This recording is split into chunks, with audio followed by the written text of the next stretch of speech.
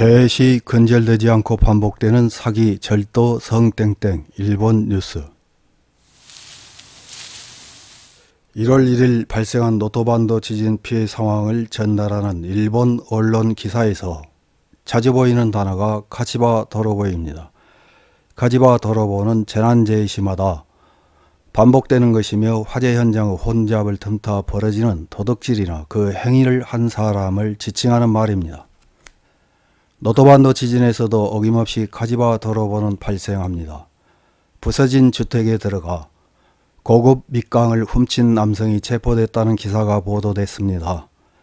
가짜 자위대원 복장을 하고 고립된 지역의 주택에 출몰하는 남성도 보인다고 합니다.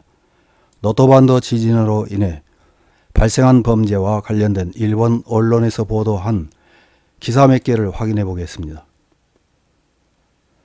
지진 현장에는 당연히 전기가 들어오지 않고 방범 카메라도 작동되지 않습니다.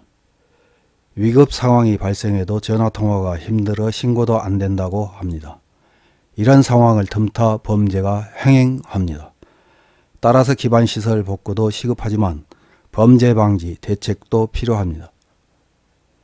1월 16일 요미우리 신문 보도에 의하면 경찰청은 16일 노토반도 지진으로 피해를 입은 이시카와 현내의 시와 정에 방범 카메라 약 100대를 새로 설치할 방침이라고 발표했습니다.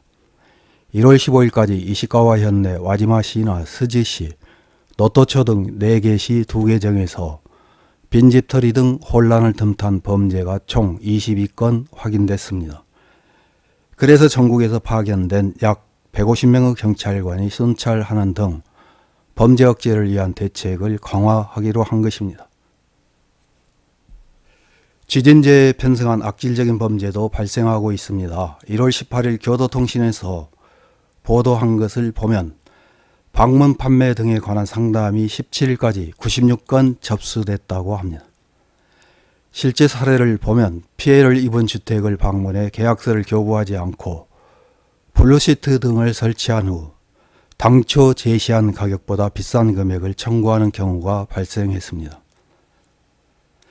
이런 악질 상술은 이번에 처음 발생한 것이 아니라 과거 재해 때마다 발생한 것이라면서 경찰은 주의를 당부했습니다. 이런 일이 발생하자 국민생활센터에서는 앞으로 많은 이재민들에게 선의의 가면을 쓴 악질업자가 찾아올 수 있다면서 가급적 그 자리에서 현금 지불은 피하고 제시된 공사 금액이 적정한지 반드시 확인하라고 했습니다.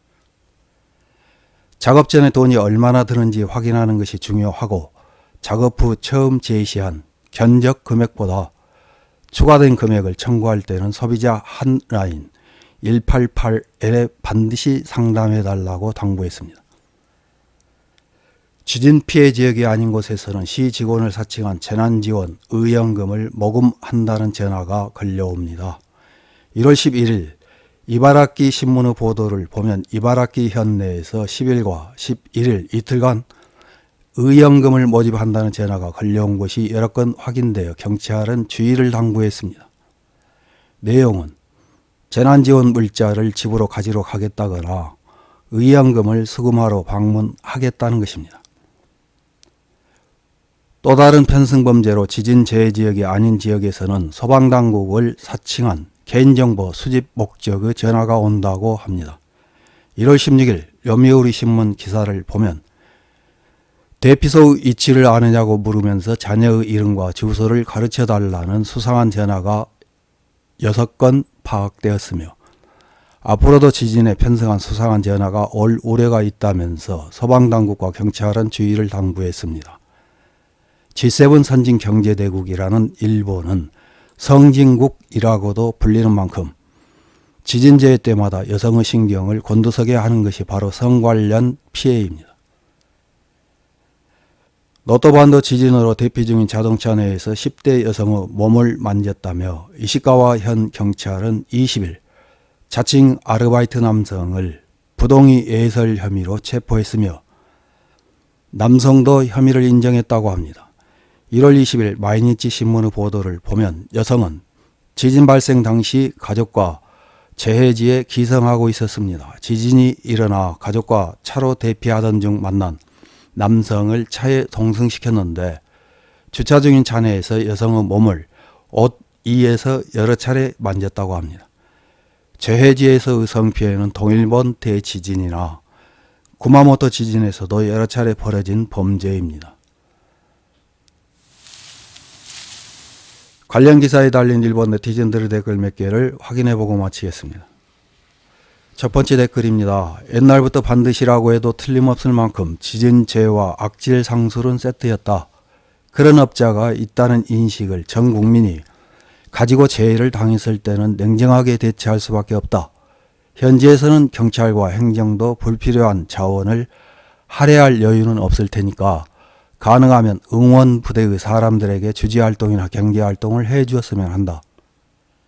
다음 댓글입니다. 사람의 불행을 돈으로 바꾸려는 무리에게는 엄벌을 바란다. 재해지에서 도둑질하는 패거리들과 똑같은 멘탈이다. 지체 없이 법률로 매장되는 세상이 되었으면 좋겠다. 다음 댓글입니다.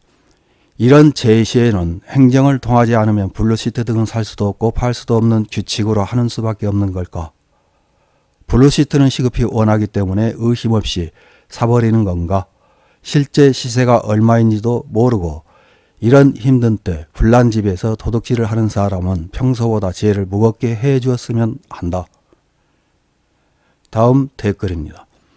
동일본 대지진의 이재민입니다. 생명의 위기에 직면하면 자손을 남기려는 본능이 깨어난다고 들었습니다.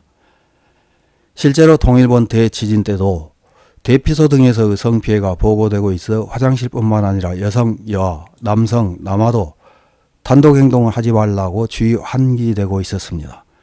실제로 할머니도 피해를 당했습니다. 다음 댓글입니다. 상대의 약점을 이용한 이런 악질 상술은 죄를 물을 수 있도록 하는 것이 좋다고 생각합니다. 그렇지 않아도 혼란스러운 지진재해에 편승한 악랄한 상술 등은 혼란에 박차를 가할 뿐입니다. 인도적 지원이 요구되고 있는 가운데 이런 비인도적인 행위는 엄격하게 단속할 필요가 있다고 생각합니다. 다음 댓글입니다. 방범 카메라를 설치하는 것보다 빈집털이나 불난 집에서 도둑질을 하는 불행한 사람이 나오지 않는 사회를 만드는 것이 선결입니다. 이상입니다.